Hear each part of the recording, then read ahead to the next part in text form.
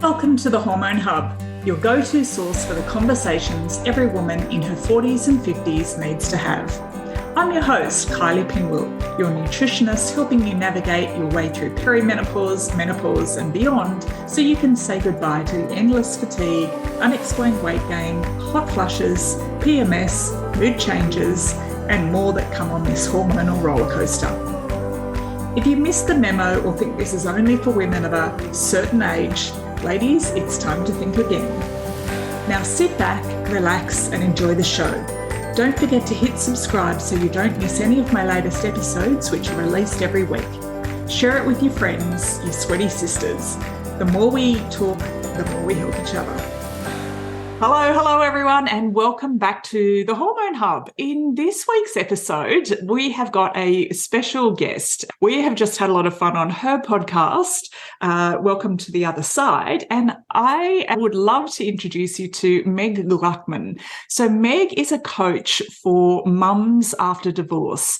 So she's harnessed lessons from her own challenging divorce and co-parenting journey to help other mums, create lives that they really love. She lives on an island outside of Seattle with her 2 kids and is really good at growing rhubarb, loves reading adventure tales with her kids and doing skinny dips in Puget Sound. Have I pronounced that correctly? Yes. Do you call it skinny dipping in Australia?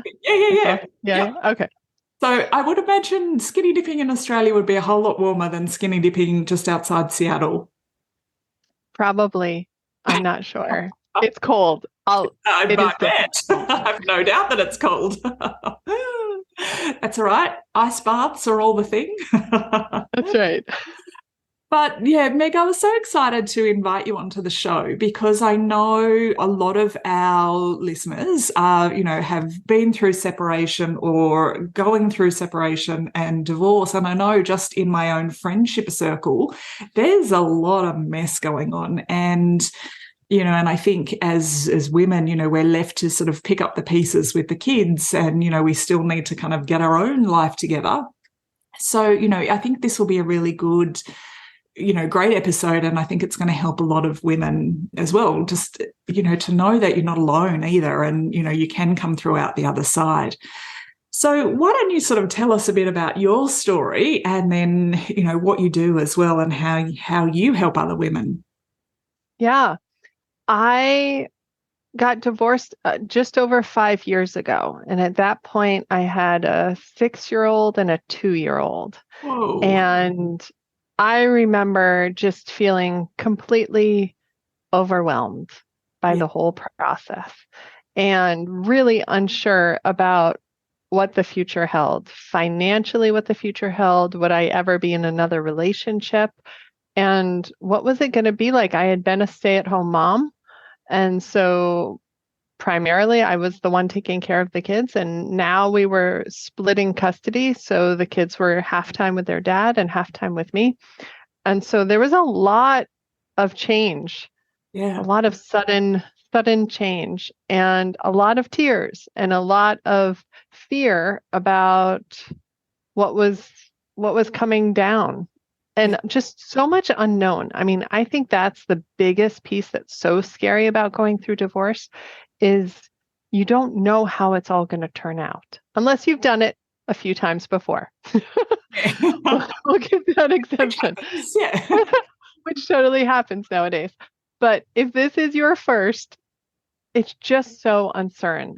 And what I experienced was that my mind would just go down these rabbit holes of fear and my stress would be off the charts and I wasn't sleeping and I could hardly be present with my kids because I was constantly thinking about what was going to happen in the divorce proceedings or, what was the next thing my ex was going to say or text me. And so even when I had my kids, I couldn't actually enjoy being with them because I was so stressed about not knowing what was going to happen. Yeah. And my co-parent and I, my ex, we managed through the divorce in the first year or so pretty well. And then I really started recognizing that I did not want to keep being the same kind of co-parent that I had been when I had been married, which was essentially that I had taken on so much of the responsibilities of co-parenting, and I had done, as we now use the term often, right, the mental and emotional labor for raising these kids. And so I started choosing a lot more for myself what was really going to be right, and choosing what I needed in order to launch my career, and making these different choices. And that's when a lot of tension started really erupting for us in the co-parenting, because suddenly I felt like I should be on equal footing with him on decision making, and he wasn't used to that. And so there was a lot of tension that we had to work through, and multiple rounds of going through court and so forth to get where we are now, which is a fabulous place. And so I work with moms who are either going through divorce or after divorce to help them get to this place that I'm in right now too, where co-parenting feels easy. It feels secure. It feels like I've created the life that I really want. I have the financial stability I want. I have the relationship with my kids that I want. And I have the relationship with my co-parent that I want. Yeah. No, that's great. And I think it totally shifts your whole identity, and it's a huge adjustment. And then, and I think it doesn't matter if your kids are younger, in their 20s. I was actually talking to a friend of mine who's a school teacher, and she said that she sees a lot, she's a high school teacher, when the youngest child finishes school, like high school, that's when, like they hang in there until that youngest child finishes school, and then all of a sudden it's over. So I talk to a lot of women who are, their children are sort of ready to fly the nest as well. So they've kind of got this empty nest, on the horizon, but all of a sudden they're alone as well. Mm-hmm. So it's super common nowadays to have empty nest divorces. Well, I've got 5 or 6 years of schooling left. Who knows? It's all right. My husband doesn't podcast.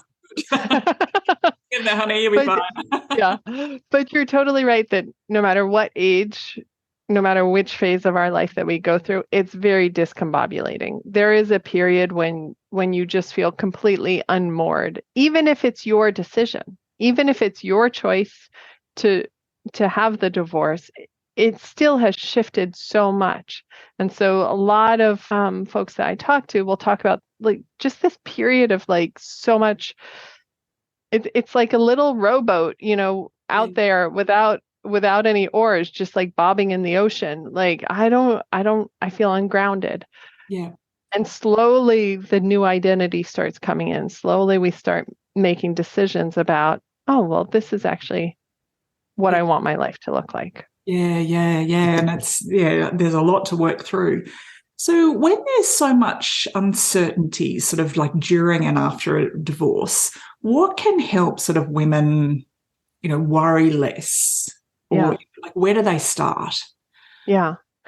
I always suggest getting very specific about what they're worrying about.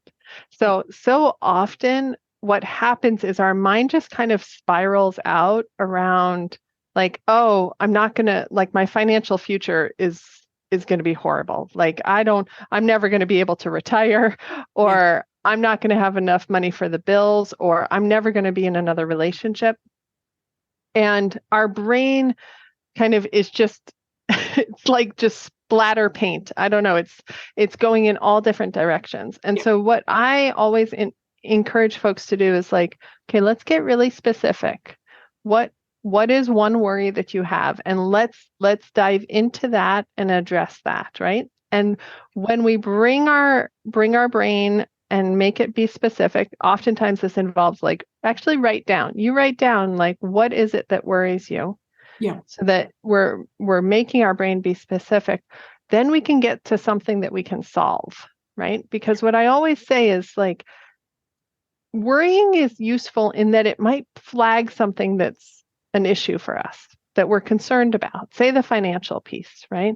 Okay, so I'm starting to worry about my financial future. Okay, that's good. Like it's flagging that I'm concerned about it. It's valid. And now it's valid, right? And now we don't just worry. Yep. But we take action, right? Okay, like what specifically are we worried about? Am I going to be able to pay my bills for the next 3 months? Okay, let's get very specific. Like, will you be able to pay your bills? Yeah.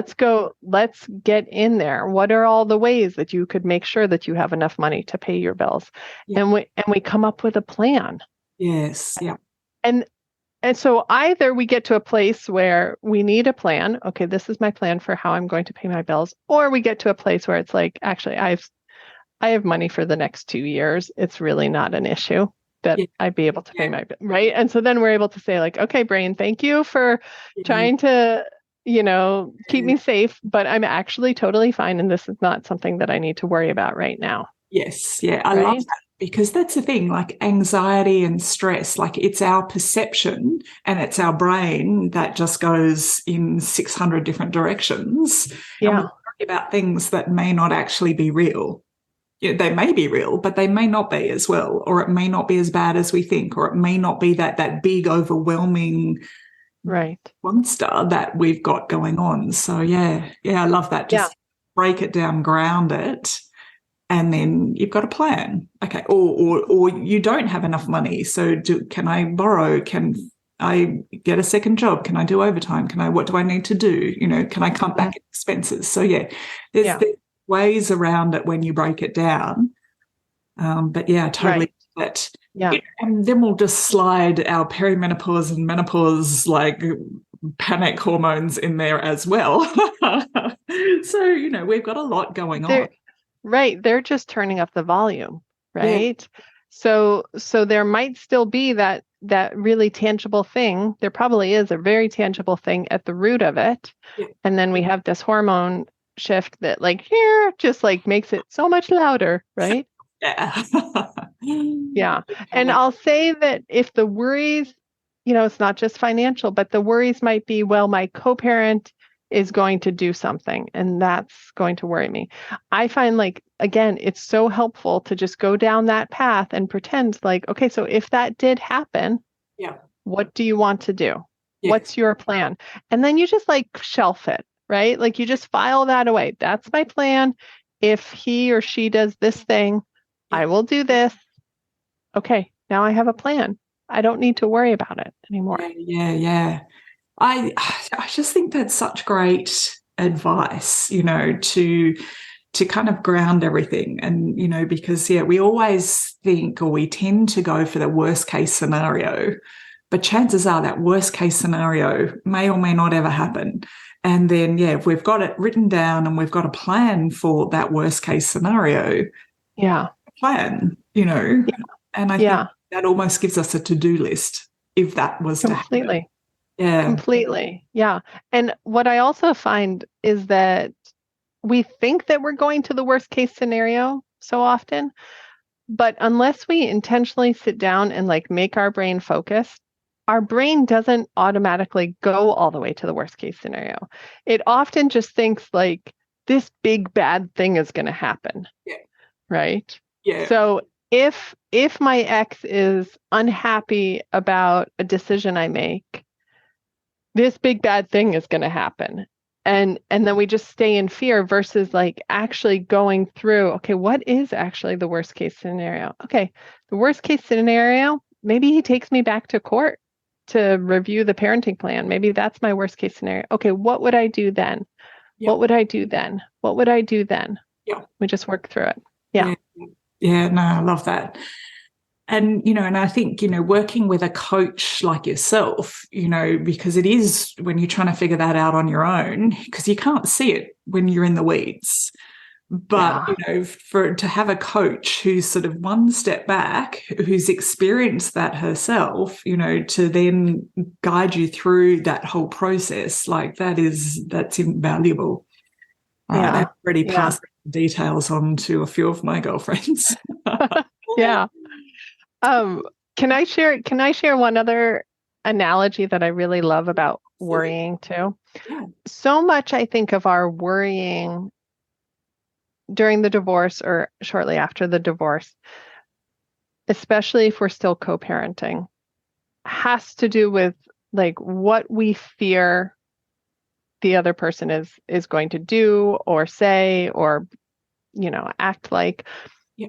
And the analogy that I give folks is we're kind of like sitting up in a castle watchtower. Like if you imagine like just your eyes peeking out of this like old castle watchtower, like waiting for the attack. Yes. Right. And right. Like we're constantly on watch. What are they going to do next? What's the next text or the next voicemail or move from them? Yep. And we're frozen. Right. And we're kind of in your territory, right? We're in this constant cortisol stress response, right? Because we're just so worried about what could happen next versus the person who is out living their life. They are on an adventure, right? Imagine someone on a trail somewhere and they've got this great destination in mind, and there's going to be hurdles that come up, right? Like those are the things that their ex might throw in their path. There's a little quicksand or there's a little, bridge they have to cross. And they deal with those things and then they just keep moving because they're more focused on the path that they are on, the destination they want to get to, than the individual obstacles. Yeah. So what I see is often folks who are really stressed and overwhelmed and worrying a lot in their co-parenting relationship are stuck in that guard tower, right? Yeah. They're stuck always focused on the other person. Yeah. Versus when we can get out and we can just focus on creating the life that we want. When we are spending so much more energy, like designing and enjoying the life that we have, there's a whole lot less worrying that happens. Yeah. This Hormone Hub episode is sponsored by our free Hormone Help call. On the call, we'll give you some clarity around what's causing your symptoms and the 3 simple steps you can start using straight away. If you're ready to take the next step and find out how we can help you, we can talk about that too. So if you're constantly feeling tired, struggling with weight gain, PMS, mood swings, bloating, not sleeping at night, cravings, anxiety, all the things, we're ready to help. If you're ready to ditch those sugar cravings, regain your energy and shift that stubborn weight, then let us help you balance your hormones, reset your metabolism and get your confidence back so you can live the life you're meant to. The link with the details to our Hormone Help call is in our show notes or over at kyliepinwell.com. I love that. And it's so true. It's, it's all about sort of, and I say this to my teenage kids too, stay on your own path, just worry about your own path. Don't worry about what that person's doing or that person's doing or they're wearing or they're going or, just if you are true to your path, you're going to be okay. So it's, to get caught up with worrying that constant, what are they going to do? What are they going to say? Are the kids going to eat right? Are the kids, got what they need for school? Have they got, all the things? We worry about all that stuff because, and I think it's, is it a mum thing? Is it because we're so used to taking care of everyone else and micromanaging everyone else that to sort of step back and kind of allow that other person or, and there's a bit of trust there as well that they've got it. And then it actually frees up to sort of flip the framing of that. Actually that frees your time up. You now have 50% of your time back where you can focus on you. So, that's, for your own self-care and, to find your own path, whatever that looks like. Mm-hmm. Mm-hmm. Yeah. And I think the first thing I always say to moms when they're thinking a lot about how their kids are doing over at the other house is, of course you're worried. Like you love them. Yeah. Like, first off, that's a totally human, natural response. Your babies are away from you, right? And you worry. Okay, so let's just ground first in that. That's totally normal, and it's because you love them. Okay. And then you were saying you have to trust the other person that, they're going to take care of things. And what I say sometimes that's a really hard reach Yeah. is to And trust I can say somebody that like that. because I'm not in that scenario. Yeah. So. No. It's all good. But what I do think is I can trust that, my kids are going to be okay.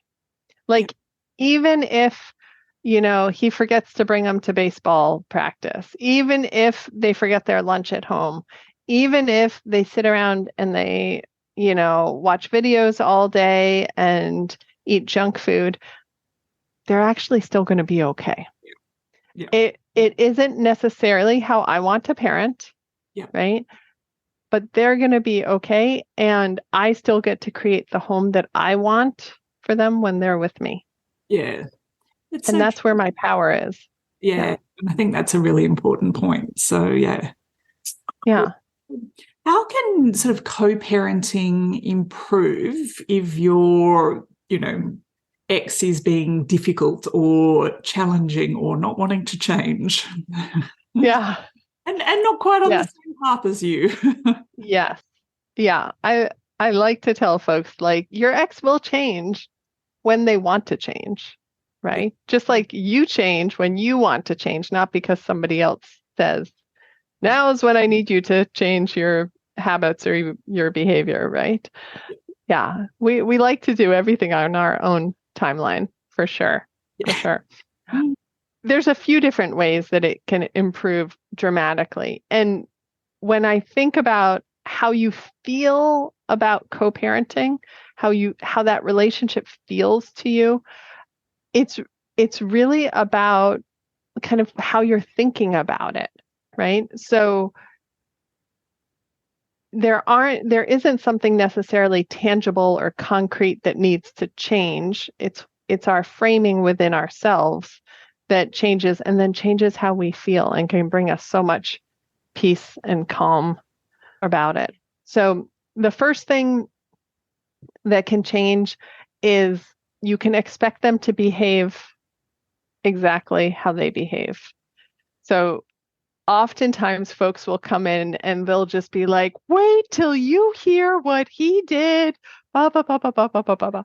And I'll be like, does it surprise you? No, he does this every single week. Okay. No surprises. No surprises. So instead of being surprised or outraged by something that is clearly a pattern, we start predicting that is how they are going to act. That is how they are going to show up, right? And then we design our life knowing that. And so this is about accepting reality of how our co-parent shows up. It's not the same as condoning reality, right? It's not the same as saying, this is how I'm so glad, they get 6 chocolate bars on the day before they come back to me or whatever. Like, it's not about that, but it's just accepting, okay, this is the reality. I don't have power to change it. What do I have power over? Okay, I have power over designing the time when they come back to me.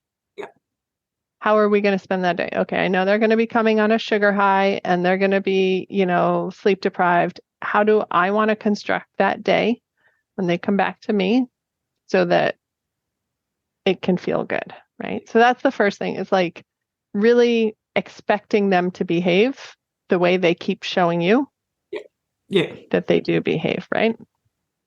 Another principle, I guess you could say, or a way to improve how you feel about co-parenting is really taking some time to decide, what kind of co-parent do you want to be? How do you want to show up in it? Because just like the guard tower that I was describing before, so often we are in this very reactionary, like we're waiting for the next thing that happens and then we're going to react, versus deciding, like, this is the kind of co-parent that I want to show up, and this is how I want to be, independent of how the other person acts, right? So for me, for an example, it was important to me that I respond promptly to any sort of communication from my ex. Like, just, ideally within a few hours. If there's a request about kids or a question or something like that, it was important to me that I respond promptly. Yeah. He's not a prompt responder. That is not important to him, right? Yeah. But I get to decide how I feel good showing up in this relationship, right? I get to decide how I talk about him in front of the kids.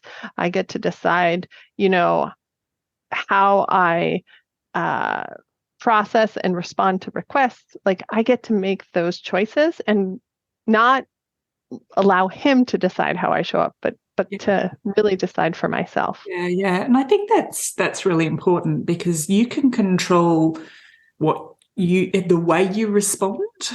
Yeah. You can't control anyone else, and you can't control their behavior. You can't control, what they say, what they do, how they respond. You can't control that, but you can control you. So, I think if you decide that you are going to hold yourself with integrity and show up as the mum, and I think regardless of whether your kids are little or, they're adult kids who don't even live at home, I think this is equally important, because, you are connected to their father or, that other parent forever, but you get to control the way you respond. And, I couldn't imagine in the beginning that, that's easy by any means. But, I think as you sort of take those steps to sort of redefine who you are as a person, as opposed to who you are in a marriage, there's lots of choices. And I guess that that I can see that would be very empowering as well, once that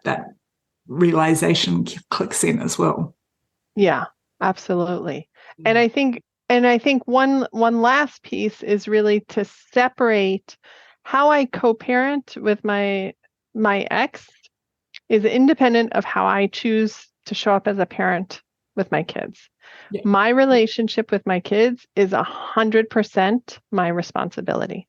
Yes. Like, no matter how he talks about me to them, no matter what they do over there versus what they do at my house, like, I have full responsibility for this relationship. Yeah. And I think a lot of folks go through a phase where they're really concerned about what their relationship with their kids is going to look like going forward because of the impact of whatever is going on with their ex. And I just encourage them to always come back to, like, you are in charge of this relationship, right? You take responsibility. You show up the way that you want to show up as a parent. And that's what's going to build the relationship long term. Yeah. I think that's a really great message. So thank you for sharing that. Yeah. Well, certainly lots of food for thought there. And I think that's going to help a lot of, women. And I'm certainly I have a few girlfriends in mind that I shall be passing this on to, who are going through a really tough time. And it's not pretty. And, when both parties and you're like, well, you don't normally behave like that. And I've known you for you don't normally behave like that. So you guys, what's going on? So, but I think you've given some really sage advice that I could equally pass to both parties as well. Yeah. So I thank you for that. Yeah. So, Meg, where can people, find out more about you, and how can, if people want some more support that are going through this, how can they work with you? Yeah. Well, definitely come over and listen to our episode over on my podcast, Welcome to the Other Side. And my website is meggluckman.com, and I'm on Instagram and Facebook. And I have a lot of resources on my website for moms going through divorce and around co-parenting. I have a wonderful Fearless Co-Parenting class that anybody can grab off the website. I'd love to chat with folks, and feel free to reach out. Yeah, so we'll put all of Meg's details and how you can reach her in the show notes. And she's also very kindly gifted us the Chill Mums Manifesto. So we'll be putting the link to that in the website as well. So, if you're going through divorce or not, I think we all could do with a bit of chill mum sometimes. Yeah.